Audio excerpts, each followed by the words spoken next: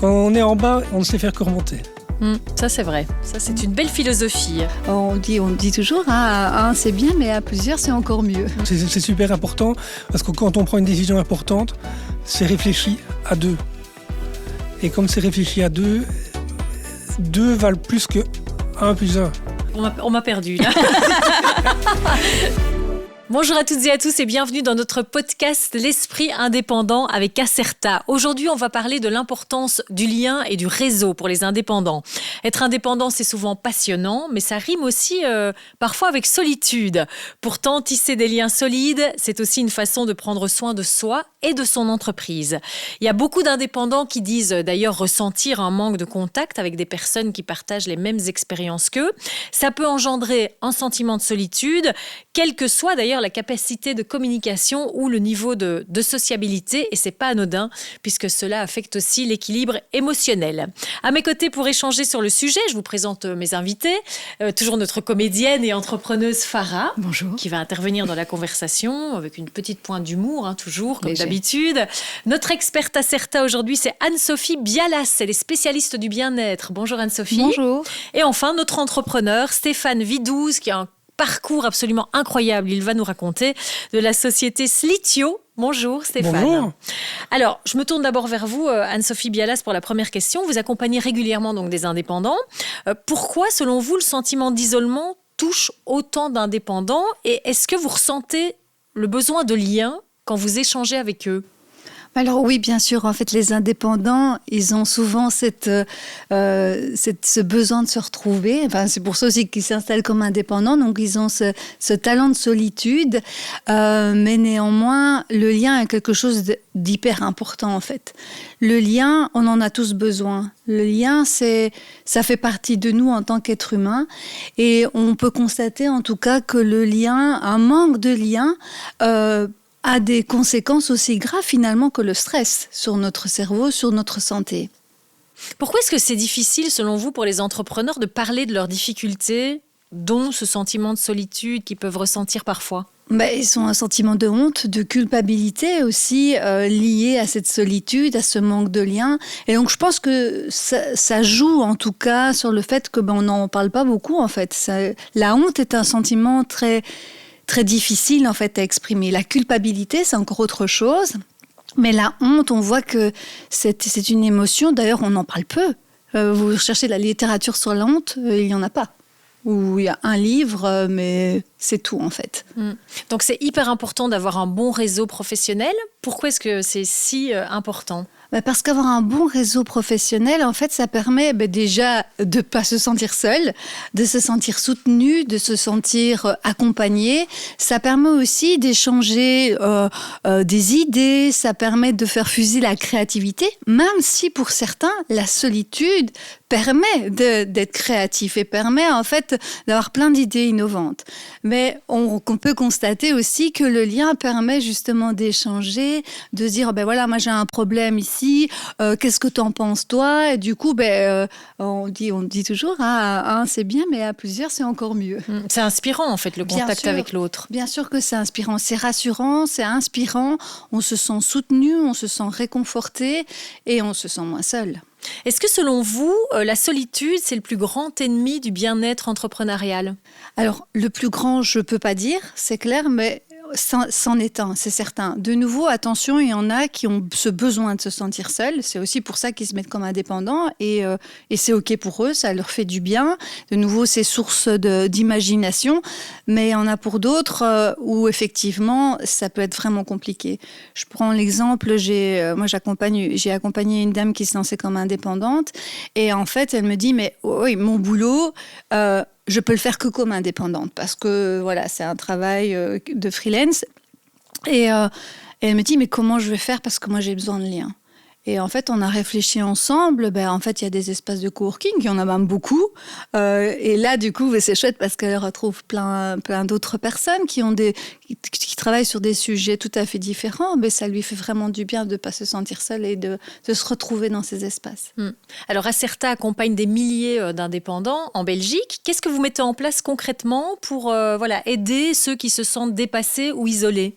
Alors, déjà, il y a les collègues de Starter Indépendants. Donc déjà, quand un indépendant souhaite s'installer, il n'est pas seul. Il y a déjà, au niveau législation, je pense que vous allez pouvoir aussi en attester, c'est déjà assez compliqué. Donc savoir qu'on a une aide ici au niveau du secrétariat social, ça fait déjà du bien. Ensuite, il y a une aide psychologique. Donc, si un indépendant se sent pas bien, se sent seul, isolé ou a d'autres difficultés, il peut appeler une personne, un psychologue qui sera là pour l'aider, pour l'écouter, pour essayer de trouver des stratégies de succès avec lui. On organise aussi des petits déjeuners qui permettent aussi de créer du lien, d'échanger sur des thématiques que l'on rencontre tous les jours. Et puis, on organise aussi des webinaires qui sont l'occasion de partager, d'échanger et d'écouter des bonnes pratiques. Est-ce que vous avez un exemple concret ? Vous avez évoqué une dame que vous avez accompagnée, mais un autre exemple, vous avez vraiment pu aider quelqu'un, un entrepreneur, à se reconnecter peut-être à travers les différents programmes que vous venez d'évoquer ? Oui, alors il y en a un, lui aussi, il travaillait donc comme salarié, puis il a décidé de se lancer comme indépendant. Il avait aussi cette peur de la solitude. Et lui, il a trouvé en fait un partenaire avec qui travailler. Donc finalement, ils sont hyper complémentaires et donc du coup, ça c'est vraiment très très chouette. Donc là, il a déjà ce lien-là. Et puis, moi, je l'ai mis en contact avec mes collègues de Starter Indépendants. Elles l'ont aidé à lancer son projet. Donc déjà là, il s'est pas senti seul. Il s'est senti vraiment très rassuré parce qu'il y a vraiment plein de peur. Je pense que Farah, vous êtes indépendante aussi. Oui, c'est l'angoisse en permanence. Oui. Mais c'est important, comme vous dites, de pouvoir parler avec des gens, mais de choisir un service, parce que parfois dans certains secteurs très concurrentiels, trop de gens, ça peut aussi avoir un impact sur la santé mentale parce qu'on a tendance à se comparer aux autres, au chemin des autres. Donc c'est vraiment trouver un socle, un noyau dur de gens qui à la fois partagent votre passion pour partager comme vous disiez, la pratique, les doutes, les peurs, mais aussi avoir un cercle en dehors pour avoir une sorte de bulle de respiration, mais un lien en dehors de notre secteur pour vraiment respirer et sortir de ce monde-là parfois. Je suis bien d'accord avec vous. Et la qualité des liens, c'est le plus important. C'est pas la quantité, mais c'est la qualité des échanges et de la relation, tant dans le privé que dans le professionnel, qui va faire toute la différence. Je pense aussi, tout à l'heure, tu parlais de la honte, mais je pense qu'il y a un phénomène qui est peut-être plus masculin, qui est ne pas vouloir faire aveu de faiblesse. Ne pas demander de l'aide à d'autres, parce que sinon, non, il va croire que je suis faible, que je n'y arrive pas, etc. Chose qu'une femme aura plus facile à demander de l'aide qu'un homme a plus un amour-propre à ce niveau-là où il ne va pas vouloir avouer une certaine faiblesse, alors que c'est important justement de demander à ceux qui savent. Oui, et en plus, pour rebondir à ce que tu viens de dire, être indépendant, c'est aussi, je suis fort, je vais y arriver seul, et je suis performant. Et du coup, avouer que non, finalement, c'est pas aussi facile que ce que je le pensais. Du coup, c'est avouer cette faiblesse et ça n'est pas évident. Et peut-être, comme tu le soulignes, le côté masculin, c'est peut-être encore plus compliqué. On va parler de ton parcours, Stéphane, dans un instant. Mais Anne-Sophie, juste encore, qu'est-ce qu'on peut dire aux indépendants qui nous écoutent là et qui n'osent pas demander de l'aide ? Déjà, pour moi, c'est en prendre conscience. Prendre conscience qu'on se sent seul. Prendre conscience que finalement, ce lien, il était rompu parce qu'on s'est noyé dans le travail. Et tant qu'on n'en prend pas conscience, on ne peut rien mettre en place. Ce n'est qu'à partir du moment où on fait ce travail sur soi, se dire, oui, là, je me suis... j'ai été absorbée par mon travail, j'en ai des problèmes de santé. Il faut savoir que ce manque de lien... en fait, c'est au niveau du corps, c'est les mêmes symptômes que le stress. Et donc, du coup, être attentif à ces signaux, c'est-à-dire cette surcharge mentale, je fais plus de sport, je vais plus souper avec mes amis, je vois presque plus ma famille. Déjà, être conscient de tous ces signaux et en être vraiment vigilant. Et à partir de là, c'est mettre des petites choses en place, petit pas par petit pas, pas tout vouloir révolutionner du jour au lendemain parce que ça sert à rien, mais c'est vraiment des tout petits pas, c'est-à-dire recréer du lien juste peut-être dans la sphère familiale et amicale, hein. Et puis après, l'agrandir en participant, en osant aller vers l'extérieur, en osant aller à la rencontre de professionnels qui ont peut-être les mêmes affinités, hein. Je prends l'exemple d'un menuisier qui est seul, c'est peut-être travailler avec un autre menuisier. Oui, c'est des opportunités professionnelles Bien aussi sûr. Parfois, parce que quand on a des amis, attends, j'ai un bon plan et je connais, et donc Exactement. ça permet aussi de rebondir, au-delà de juste partager son expérience, ça permet de faire avancer son projet. Exactement. Et puis ça apporte aussi un autre point de vue, même de quelqu'un qui n'est pas du tout du même métier. Tu exposes un problème et l'autre va dire « Oui, mais pourquoi tu n'essayes pas ça ?» Et en fait, l'indépendant est tellement le nez dans le guidon. Il a vraiment des œillères comme les chevaux et il voit tout droit, il ne voit pas ce qui se passe sur les côtés. Et quelqu'un qui est externe, qui voit la situation de loin, va dire « Oui, mais pourquoi tu n'essayes pas comme ça ?» Et puis, oui. Et c'est pour ça aussi que les liens sont intéressants, que ce soit dans le même secteur ou pas. Tout à fait. Bon, alors Je suis Stéphane, parce que quand même, on a un génie avec nous aujourd'hui. Oui, incroyable. Votre société s'appelle Slitio, c'est ça ? Oui. Vous l'avez fondée quand vous aviez 20 ans. Oui. Mais toute cette histoire a démarré bien avant ça, puisqu'à 8 ans, vous avez créé votre premier logiciel. Tout à fait. C'est Mais c'est incroyable. incroyable. Mais C'est Einstein. un logiciel. Et déjà, comment à 8 ans on se dit je vais créer un logiciel? Ouais. Alors, mon papa, qui était pharmacien, a été un des premiers à avoir un ordinateur en pharmacie. Et moi, ça m'intriguait, donc j'ai essayé, je chipotais. Et donc, il en avait marre. Il m'a offert un petit ordinateur de chez Tandy. Donc, les jeunes ne connaissent plus Tandy, mais c'est plutôt notre génération. Avec un bouquin en anglais. Et, En plus, À 8 ans. ça rajoute de la oui. difficulté. Avec le bouquin en anglais pour programmer l'ordinateur, parce qu'on ne pouvait faire que programmer là-dessus à l'époque. Et donc, il m'a donné un dictionnaire arabe, français-anglais, il m'a dit débrouille-toi. Et donc, j'ai commencé avec ça, et les programmes, on devait les enregistrer sur des cassettes audio à l'époque. Et donc, moi, je voulais absolument un lecteur de disquette, mais je vois mon papa revenir un jour quand j'étais malade avec un sac de chez Tandy. Il me dit « Ah, mon lecteur de disquette !» Non, c'était une imprimante ticket. Et donc, qu'est-ce que je vais faire avec ça? Je vais faire des tickets de caisse. Et donc, j'ai commencé les logiciels de gestion de caisse pour magasins. Donc c'est grâce à vous si on a eu des incroyable. tickets de caisse pendant tant d'années. Voilà, enfin, maintenant, on ne peut plus les imprimer. Mais oui, c'est ce que j'allais ça dire. Qu'est-ce demande. qu'on fait maintenant? Ouais, maintenant, Vous ça allez demande. devoir créer un nouveau logiciel. Non, puisqu'on fait la caisse, on fait le stock, on fait les gestions vers la compta, on fait la facturation avec le nouveau modèle PayPal qui sera obligatoire au 1er janvier. Mais attendez, oui. parce qu'aujourd'hui, c'est ce logiciel que vous avez créé à 8 ans qui vous fait vivre et qui fait tourner votre société. Bon, il a évolué, j'imagine. Il a énormément évolué. Voilà. Mais déjà, vous parlez anglais maintenant. Pardon? Maintenant, vous parlez anglais, Oui. vous n'avez plus besoin d'un dictionnaire. Et My Taylor is Rich. Et, Bravo. mais oui, c'est ce logiciel-là qui a fort évolué dans le temps, qui a été réécrit plusieurs fois évidemment, mais qui aujourd'hui fait vivre en famille. C'est génial. Wow. Bravo en tout cas pour ce beau parcours. oui. Ouais, Merci. félicitations. Mais alors, donc on parle aujourd'hui du réseau. Quel rôle, vous, le réseau, a-t-il joué dans votre parcours entrepreneurial? Est-ce que ça vous a permis quelque part aussi de développer le business? Énormément. À partir du moment où on s'ouvre aux autres, où on discute simplement et on s'intéresse à l'autre, il y a des synergies qui se passent. Donc, c'est-à-dire que l'avantage du réseau est multiple. La première, c'est, comme je l'ai dit tout à l'heure, le fait d'avoir des idées de personnes qui ne sont pas dans le même secteur, mais qui ont une vue différente justement du problème, une vue un peu plus en hélicoptère. Bon, après, il faut être à l'écoute aussi. Oui, bien sûr.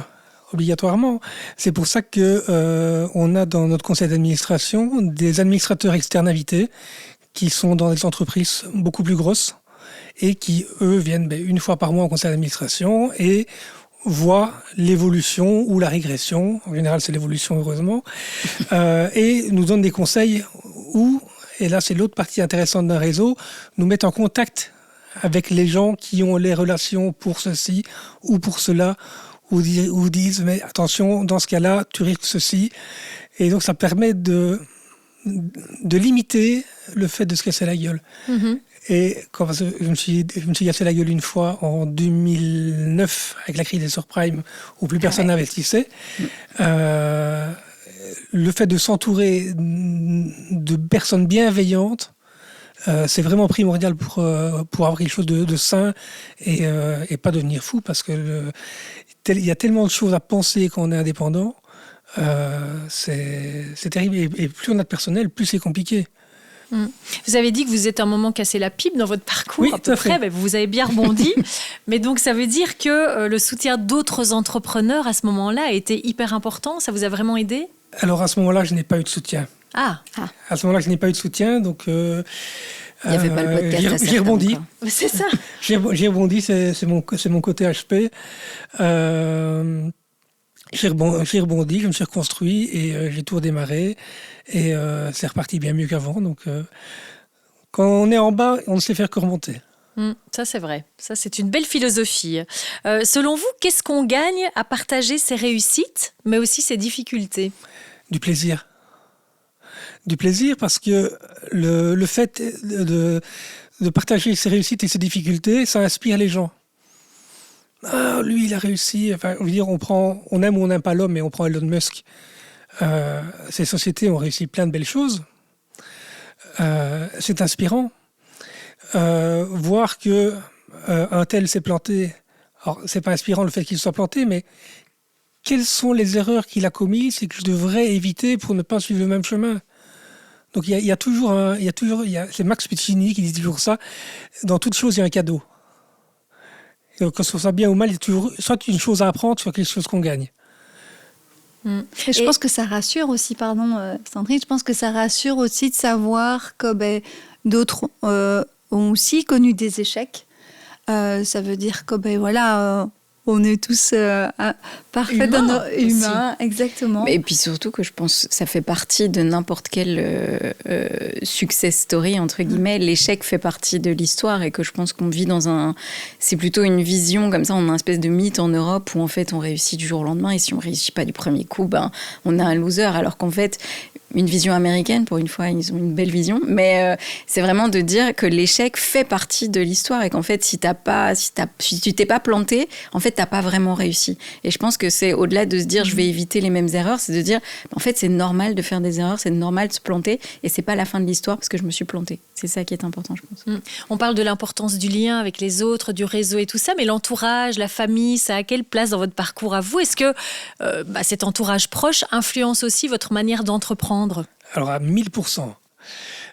Mes parents m'ont toujours soutenu, évidemment. Et mon épouse, que j'ai pris tout de suite... À 8 ans aussi? Non. Là, on bascule dans autre chose, Sandrine. Non. Mon épouse, avec qui nous sommes depuis bientôt 9 ans, m'a rejoint tout de suite dans l'entreprise. Et donc, dirige l'entreprise avec moi. Et donc, c'est important d'avoir un binôme vous êtes aux commandes, power couple. Parce qu'on est vraiment complémentaires. Comme les Obama. C'est vrai. C'est vrai qu'il y a pas mal d'exemples de couples qui réussissent à deux. Voilà. Et il y a toujours un pour reprendre l'autre, pour justement naviguer vers le bon cap. On a toujours notre boussole et à nous deux, on arrive à bien maintenir le cap. Et donc ça, c'est super important parce que quand on prend une décision importante, c'est réfléchi à deux. Et comme c'est réfléchi à deux, deux valent plus que 1 plus 1. Mm-hmm. Deux valent plus que... On m'a perdu, là.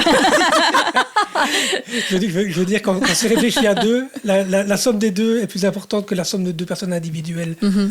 Je plaisantais, j'avais compris. Anne-Sophie, qu'est-ce qui fait, selon vous, la force d'un bon réseau? Et est-ce que bien s'entourer, c'est primordial pour durer, en fait, en tant qu'indépendant? Oui, bien sûr, je pense que tu viens d'ailleurs de le souligner. Donc oui, c'est essentiel. De nouveau, attention, il y a des personnes qui n'en ont pas besoin. Donc on est chacun différent.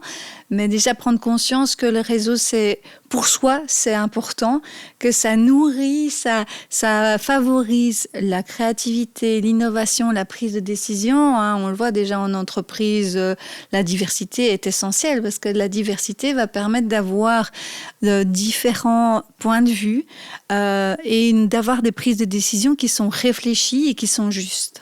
Parce que quand on est tout seul à prendre des décisions, tu viens de le souligner, c'est pas que les décisions sont mauvaises, mais elles manquent d'autres points de vue très intéressants. Et donc, la richesse du lien, elle est juste, waouh. Et juste, comme tu disais, partager ses joies, mais c'est juste waouh, je sais pas vous, mais quand vous avez une réussite, vous avez réussi quelque chose, on a envie de partager, on a envie de communiquer. Et on est des êtres de lien, ça fait partie de notre nature. Je voudrais revenir 2 secondes sur... Stéphane, tu disais tout à l'heure, on a un peu honte, surtout en tant qu'homme, ou peur de demander de l'aide. Comment est-ce qu'on surmonte ça alors ? Est-ce qu'on a des trucs à donner à ceux qui nous écoutent ? On mord sur sa chic.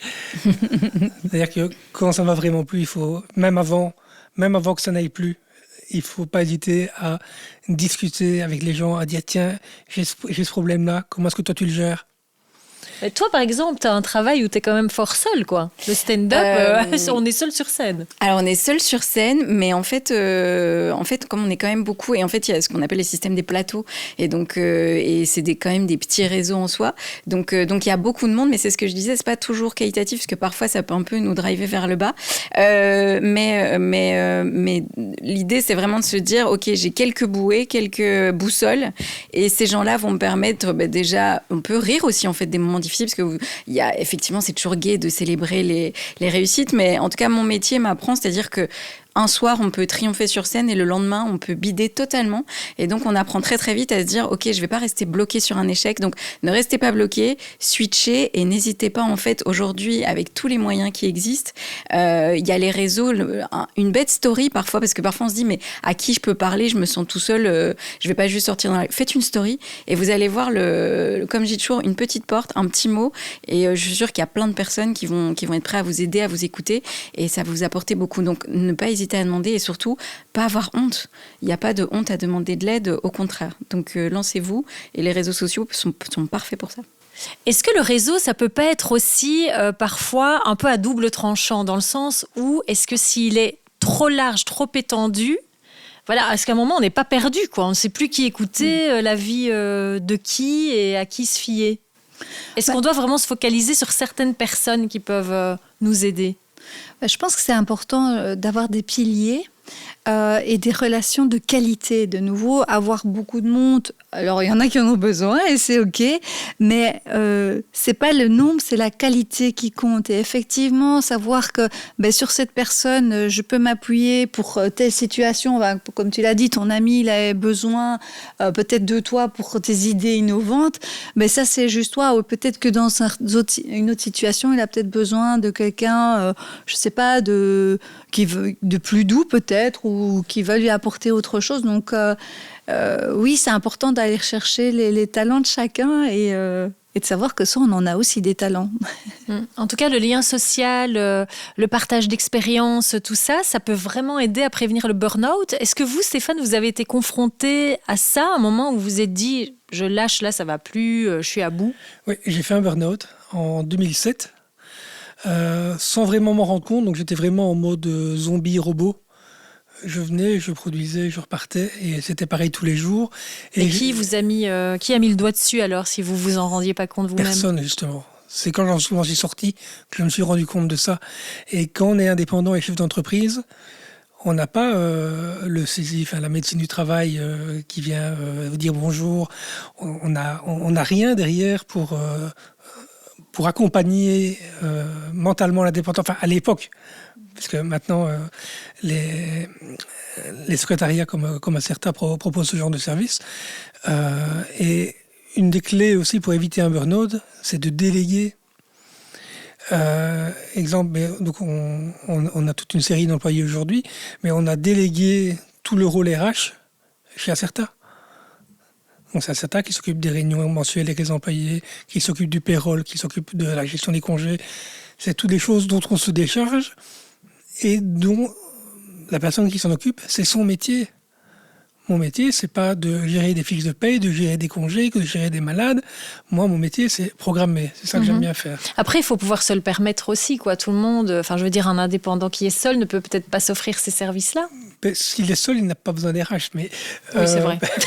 En fait. Voilà. Mais le coût est vraiment très raisonnable et ça allège le mental, mais énormément. Et tout ce que vous pouvez faire par quelqu'un, faites-le, comme ça vous restez dans ce que vous aimez faire. Et ce dans quoi vous êtes bon. Oui, c'est ce qu'on appelle en développement personnel la zone de génie. C'est la zone où on excelle, la zone où on est bon. Il y en a, c'est s'exprimer sur scène, il y en a, c'est écrire, il y en a, c'est chanter, il y en a, c'est présenter, il y en a, c'est programmer. Et faire ce qu'on aime, en fait, on ne travaille pas, on s'amuse. C'est sûr, là je vous rejoins à 100%. Et si on passe 80% de son temps dans de l'administratif, dans toutes les choses qui ne sont pas ce qu'on aime, c'est là qu'on va vers un burn-out.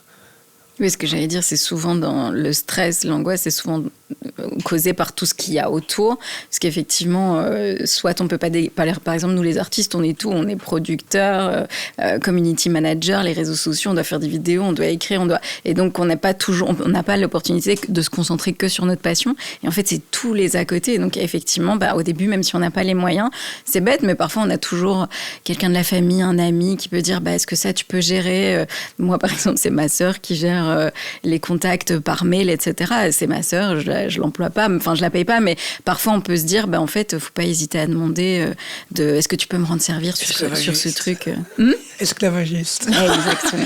Qu'est-ce que, avant de passer au petit résumé par Farah, qu'est-ce que vous retenez peut-être d'une expérience de connexion, quelque chose de positif que vous voudriez partager avec nos auditeurs aujourd'hui ?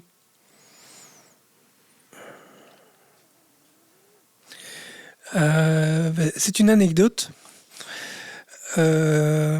J'avais dans des événements où j'avais rencontré des gens de chez Microsoft, et un jour on m'appelle de New York en disant on aurait besoin de toi pour faire du travail pour nous et pour la Commission européenne.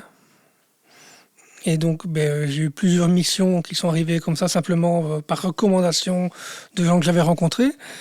Je recevais mes chèques par transporteur de New York en feuille A4. Quand j'allais à la banque, je ne savais pas l'encoder parce que c'était pas le bon nombre de chiffres. Enfin, ça prenait un temps de fou. Mais c'est vraiment le fait d'avoir eu le contact, qui a eu le contact, qui a amené une opportunité, et d'avoir su la saisir à ce moment-là. La classe. Ouais. Et vous, dans vos échanges, Anne-Sophie, avec les gens que vous conseillez au quotidien, il y a, je sais pas, une anecdote aussi marquante que vous avez retenue ? Je repense à cette dame qui voulait s'installer et qui n'osait pas parce qu'elle avait peur de cette solitude et d'avoir osé en fait aller d'ouvrir une porte, aller oser demander à une association, à des comme je disais tout à l'heure, des espaces de coworking. Et ça lui a permis de se rassurer et de se lancer. Et c'était juste waouh, en fait. Parce que derrière, elle avait des peurs, mais de dingue, en fait. On ne se rend pas compte. Mais elle est épanouie aujourd'hui. Ah ouais, alors là, c'est trop chouette. Ben oui, vraiment. Et toi, Farah ? Alors j'en ai plein parce que dans ce métier c'est que des gens qui se disent tu veux faire ma première partie, tu veux donc mais je dirais c'est quelqu'un au moment où c'était peut-être plus difficile pour moi, où j'étais un peu dans ma partie un peu burn-out, déni, et en fait c'est une coach artistique qui m'a dit mais en fait lâche tout, lâche la barrière et quand tu seras prête on va passer le step ensemble. Et au début j'étais un peu réfractaire et en fait elle a juste semé une graine. En fait parfois des gens sèment juste une graine et puis ça fait son petit bonhomme de chemin. Et donc, comme vous disiez, il faut être à l'écoute des opportunités et des petites mains qu'on vous tend. Et parfois, on a envie de se dire non, je peux tout faire toute seule, mais accepter parfois les petites mains qu'on vous tend. Bon, là, je te tends une main. Je suis juste à côté je l'accepte, de toi, Sandrine. Pour nous faire un petit résumé de la conversation et de toutes les choses intéressantes qui ont été dites aujourd'hui. Mais oui, bon, déjà, c'est que je ne suis pas HP et qu'on va aller tous au resto ensemble pour multiplier notre capital. Je pense que ça va être la base. Mais non, mais après, c'est ce que je disais. C'est un peu bateau, mais c'est une phrase c'est Into the Wild. Vous savez, souvent, je pense qu'il n'y a rien de plus solitaire que quelqu'un qui veut vivre son rêve. Mais comme il dit dans Into the Wild, la vie ne vaut vraiment d'être vécue que si on la partage avec d'autres. Et je pense que l'aventure de l'entrepreneuriat, ça doit être ça. Et surtout, n'écoutez pas les influenceurs et les influenceuses sur les réseaux sociaux qui vous montrent des vidéos parfaites où tout est parfait, où tout ce qu'ils font est parfait, où ils se trompent jamais, il n'y a jamais une tâche, il n'y a jamais rien. rien. Ne les écoutez pas. Les échecs, les ratures, ça fait partie du trajet. Donc plantez-vous, recommencez, replantez-vous encore, demandez de l'aide et vous verrez, la victoire n'en sera que plus savoureuse. Quelque chose à ajouter ?